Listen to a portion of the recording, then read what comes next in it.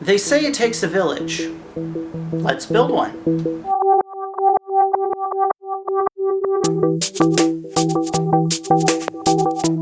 Hi everyone, welcome to Glitter Void Gamecraft. My name is Eric, and today we're kicking off our fantasy terrain village building series with this, a little guard tower.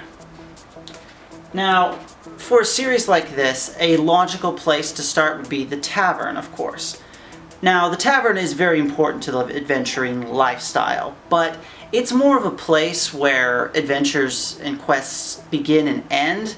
It's not so much a place where you need to put down minis and figure out tactics and positioning and all of that, other than, the occasional bar brawl. This right here is going to be a super versatile piece of terrain. There's so many different things that you can use it for. More of that towards the end of the video. Right now, let's get building. When I do design my work, which is far too infrequently, I like to use graph paper so I can get the relative sizes of everything. My basic plan was to have a sort of wooden palisade on top of a stone tower, approximately 3 stories tall. Inside the tower were some platforms where archers could stand, and the tower was originally going to split in the middle right here to access the inside for ease of playability. Arrow slits would occupy each wall. For this project, my main material would be dollar store foam cord board. This stuff is great because the glue is very weak and it peels off extremely easily. Making sure I had a sharp blade, it was time to start cutting. The trick to getting smooth cuts through foam core like this is to take several passes each time, usually 3 or 4. Once to score the paper, 2 or 3 to get through, and then once to get through that final layer of paper. You don't want to go too fast and rip the foam and give yourself some nasty edges. And with that, we have our walls. Peel the paper off both sides and start working on your brick texture. Cut grout lines into the walls using your knife, making sure to not go all the way through. Go back in with an X-Acto knife and do an alternating pattern for the individual bricks. Go back a final time and expand the grout lines using a mechanical pencil with the lead pulled all the way in. I create my stone texture by taking a rolled up ball of aluminum foil and just rolling it across the surface. Make sure to either alternate the direction that you're doing it or just use a different side of the ball so that you don't have a too cookie cutter or stamp feeling to the pattern. On the inside walls, do the same thing using a mechanical pencil lead. Try not to have your grout lines match up too closely front and back or you may risk cutting through the foam. I more or less eyeballed the size of the door, approximately 1.25 inches wide and 1.5 inches tall.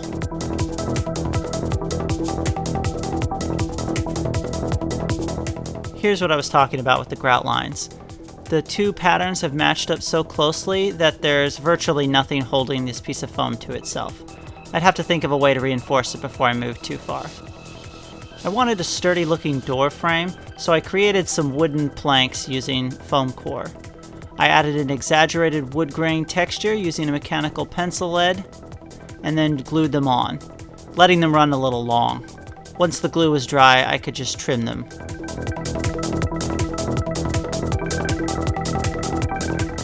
Be on the lookout for any areas where you've created cuts and smooth surfaces that need wood grain texture added. For the arrow slits, I found this small piece of foam that looked about the right size. I created a template using some chipboard and centered it on the wall. From the inside, I used my X-Acto to create that angled arrow slit appearance by slicing off approximately a 45-degree angle. Then I expanded the grout lines and stone texture. Window time. Using the same template from earlier, I eyeballed what felt like a good thickness for the brickwork surrounding each window, traced out a pattern, and then cut it out. I added stone texture before cutting out the center hole. That can be a good idea, especially for tiny, very fragile pieces like this, because once you've cut that center out, you're going to snap this if you try to work with it too much. I worked my way around each piece, expanding the grout lines, and then attached it with some tacky glue. Let's get these walls attached so this thing actually starts to look like a tower. To help everything stick together while the glue was drying, I used a liberal amount of pins. Normally I'd be a little bit concerned about the pins leaving holes, but in this case I already knew what I was doing on these corners to hide some of the seams, and it was going to cover up any holes that would be left behind. I also wasn't too worried about making sure that everything was at a perfect 90-degree angle, because my plans for the floor were already going to help square the final product.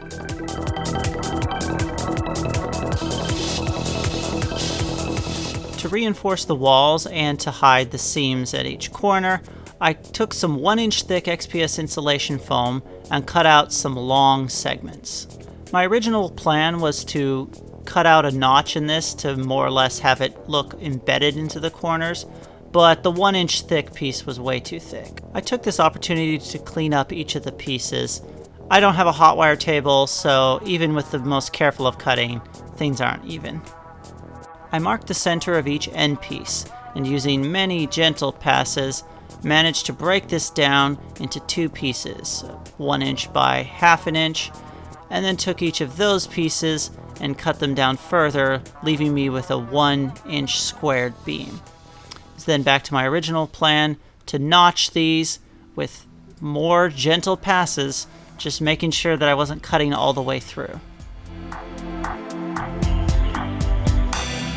Once the notch piece popped out, I was left with these L-shaped pieces that would cover the corners and give the impression that they were a larger beam embedded in the stone. More exaggerated wood grain texture as before. To give the larger beams more of a hand-hewn look, I hacked off some of the pieces with my utility knife. I also found any places where the foam had torn a little bit or ripped in such a way that it didn't look like wood, it looked like torn foam, and just shaved them off with my utility knife, and then made sure to go back after I was done and expand any of the wood texture in that area too. If you find that the glue has dried to the pins inside the foam and you're having trouble, just rotate the pin. That will cause it to break loose of the glue before you pull it out, hopefully saving you from ripping any chunks off. I attached the corner pieces using hot glue because I was impatient. So impatient that this is pretty much the only footage I have showing it. Just use a small bead and it should be fine. I went back and forth about whether or not I wanted a door or an open archway, but it wouldn't feel very secure if it didn't. So I just used the piece I had cut out as a template, created a small door, added the planks and wood grain texture as I've been doing. For the iron hinges, I eyeballed a size and shape onto some black cardstock, cut it out, and then used my X-Acto knife to drill in some rivet holes, and then attached it using white glue. I created the door poles using some jewelry rings and chipboard. Using my needle nose pliers, I very gently expanded them so that the ends were open enough that they could go around something like a handle. I then used the sort of flat part inside of them to squish them flat because they'd been warped by the bending. 1 small square of chipboard and 1 really small square of chipboard, a little bit of finesse with the pliers and a whole lot of super glue, and I had some decent looking door pulls. I set these aside to dry as I wasn't going to attach them yet. Got the door in place, though that ended up hardly needing any glue, it was such a tight fit. Here's where I noticed my second big mistake. I had been doing a grout line pattern of some big blocks on the bottom and little blocks up the side, except on this one. I got the pattern upside down when I was gluing the pieces together.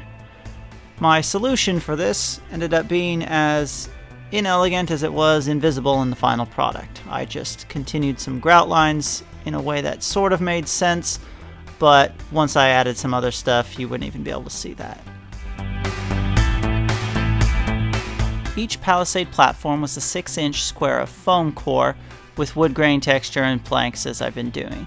I just expanded it along the edges and on the underside, since you would see that from the ground, as it was a overhang from the tower proper. While I was in floor building mode, I decided to work on the floor for the tower itself.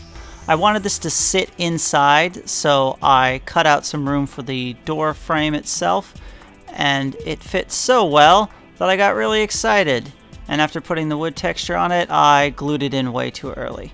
This would come back to bite me in the butt later. Now, just like for the tower walls, I had to make sure that the Palisade walls were square so that they overlapped each other once. And here you see me doing something I don't always do, which is thinking ahead and making sure that each piece was 6 inches long minus the width of the overlapping piece. That way it would be square and still fit on the 6-inch base that I had already cut. I cut away a rough design for these walls and had 4 of these pieces. Planking, expanding, wood grain texture, you know the drill by this point.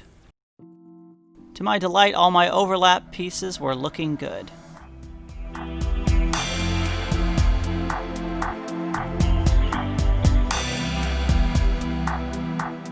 After I got everything glued together, I wasn't loving the freshness of the way all this wood was looking. So, time to start hacking away. I took my X-Acto and just started cutting and gouging anywhere it looked like we needed battle damage of any kind. To continue adding visual interest, I created some wooden planks and attached them on the corner. I don't know how practical these are.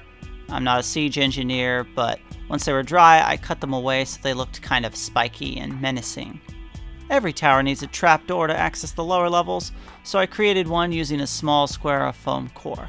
I'd use the same door poles that I used for the doors below for this one. I also made sure when I was gluing it in that there was enough space between the sides of the Palisade and the door for a miniature to fit.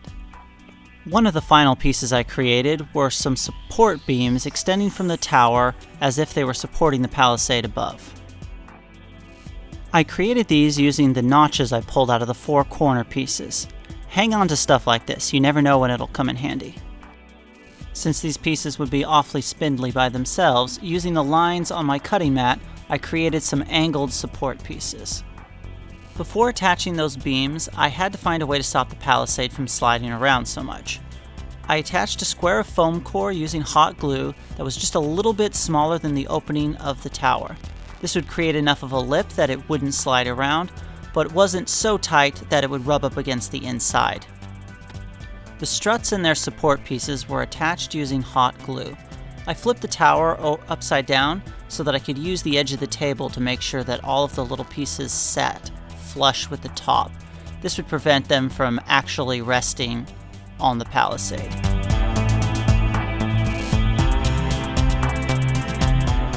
It was finally time to build the interior platforms. Since I'd given up on the idea of this separating in the middle, I figured a removable platform would be the best. I went with barbecue skewers for the material. I didn't want something that was going to be too weak, considering these things were going to get quite a bit more wear and tear than everything. Binding the structure together with super glue and baking soda went about as well as you could probably expect.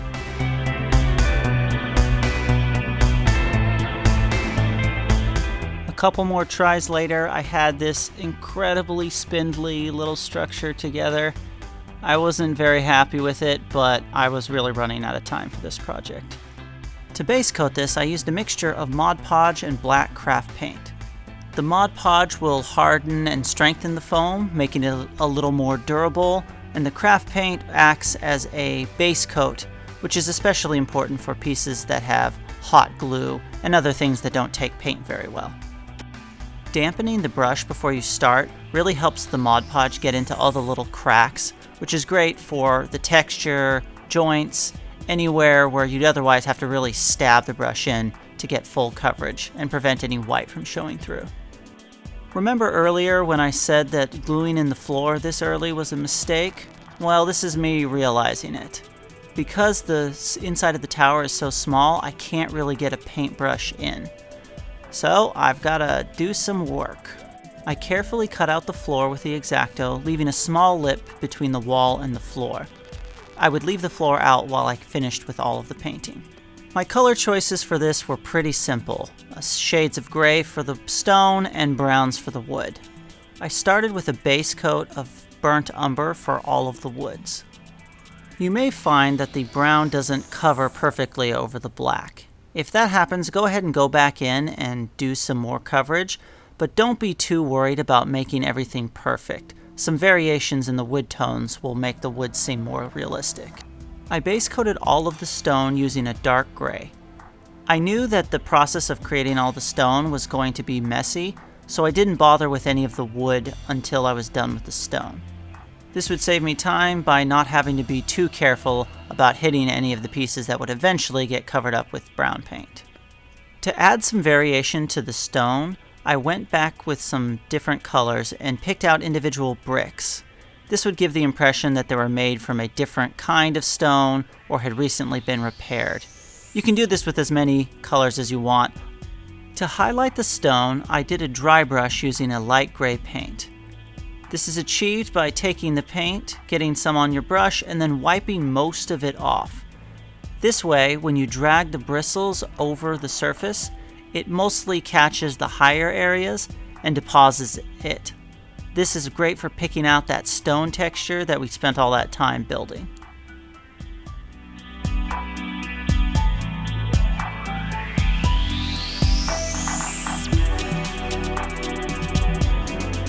With all the messy dry brushing out of the way, I could then do a base coat of that same burnt umber color on all the wood pieces of the tower. All the wood on the tower and the Palisade got a very heavy dry brush using a golden brown color. Don't be too nervous at this point if anything seems too bright or too cartoonish. Our next stage is going to knock all those colors down.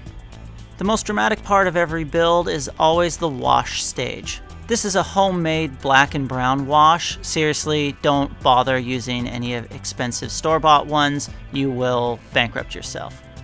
In a pinch, you can even just dilute black craft paint. But before you set this aside to dry, go back with a mostly dry brush and find any places where the wash is pooled. Also take a minute to clean up your work surface. All the metal bits, the door hinges, the door pulls, the trapdoor pulls got a coating of gunmetal.